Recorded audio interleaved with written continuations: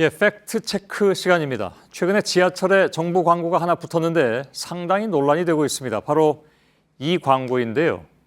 정부와 대학의 노력으로 반값 등록금이 실현됐습니다. 이런 내용으로 많은 대학생들이 보고 뜨악했던 모양입니다. 왜 그런지 직접 좀 들어봤습니다.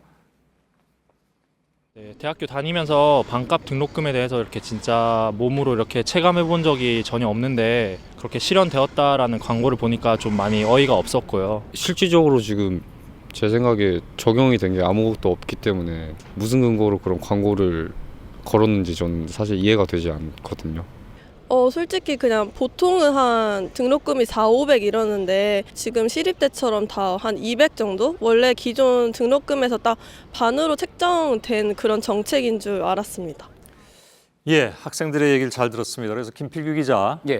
이 광고 내용에 대해서 팩트 체크를 해달라 이런 요청들이 굉장히 많았다면서요? 예, 그렇습니다. SNS를 통해서 의뢰하는 글뿐만이 아니라 관련 사진에도요, 동의를 하는 뜻의 리트윗이 수천 회나 돼서 이제 예. 정말 굉장한 관심이 있구나 느낄 수 있었는데요.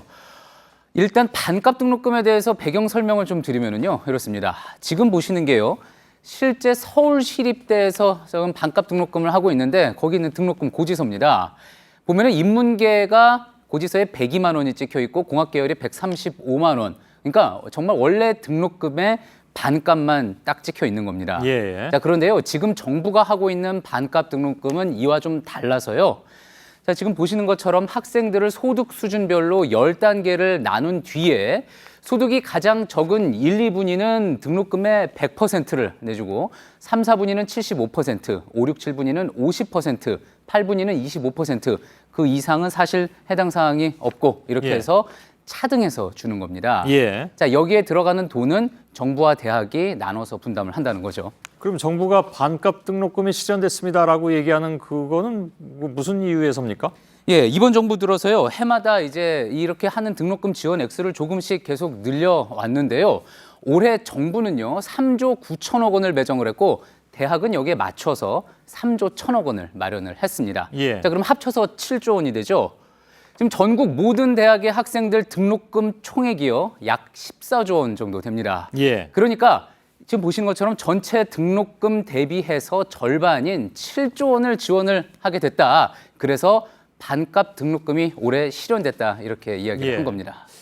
그 접근 방법이 아예 처음부터 달랐다는 것으로 지금 이해가 되는데. 네, 맞습니다. 예, 예. 그래서 어쨌든 7조 원이라는 돈이 이렇게 등록금에 지원이 됐으면 예, 하여간 그 정부로서는 할 일을 다 했다라고 얘기하는 것 같은데 예, 그러나 학생들은 전혀 느끼지 못하는 것 예. 어떻게 봐야 됩니까?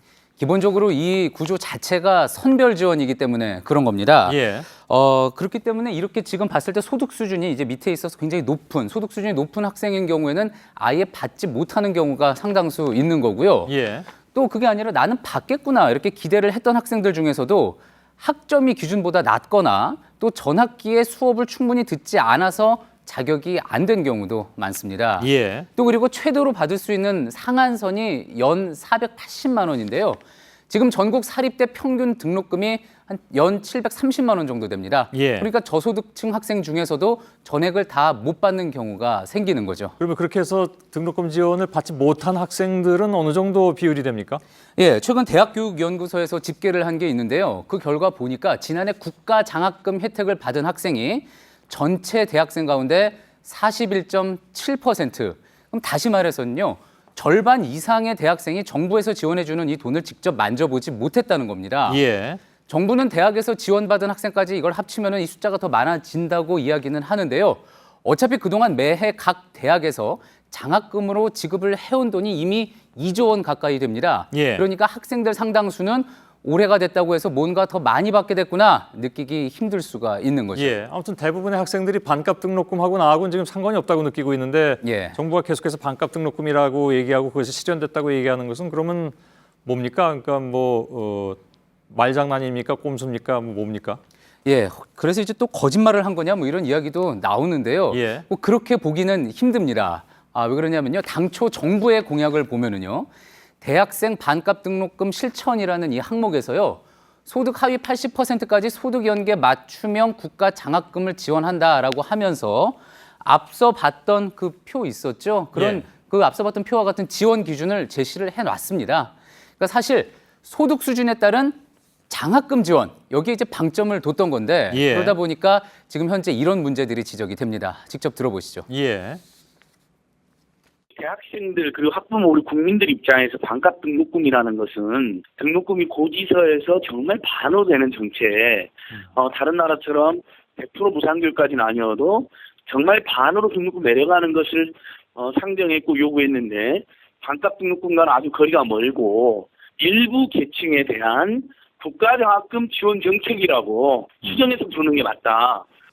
예. 그러니까 이게 그 용어 선택의 문제인 것 같은데 예.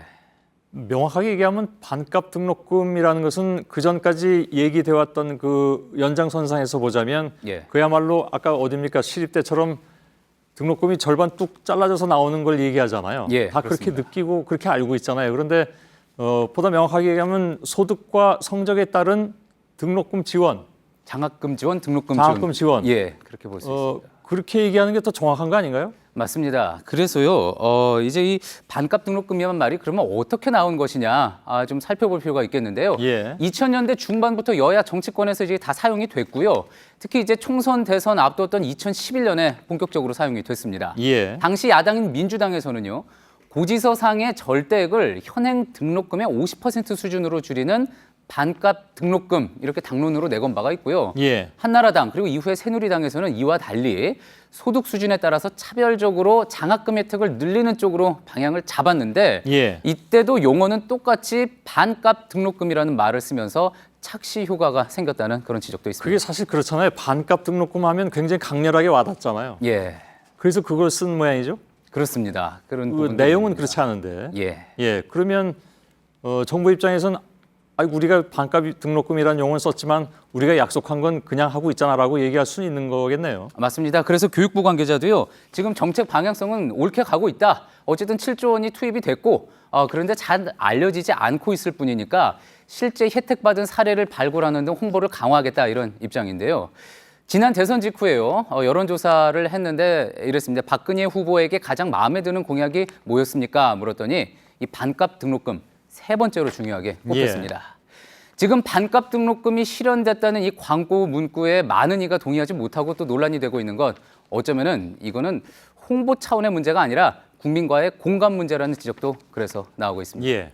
홍보도 사실 반값 등록금 하면 아까 얘기한 그대로 이해하게 되니까 이렇게 홍보하면 끝까지 안 통하는 문제 아니겠습니까? 예. 알겠습니다. 김필규 기자였습니다. 수고했습니다.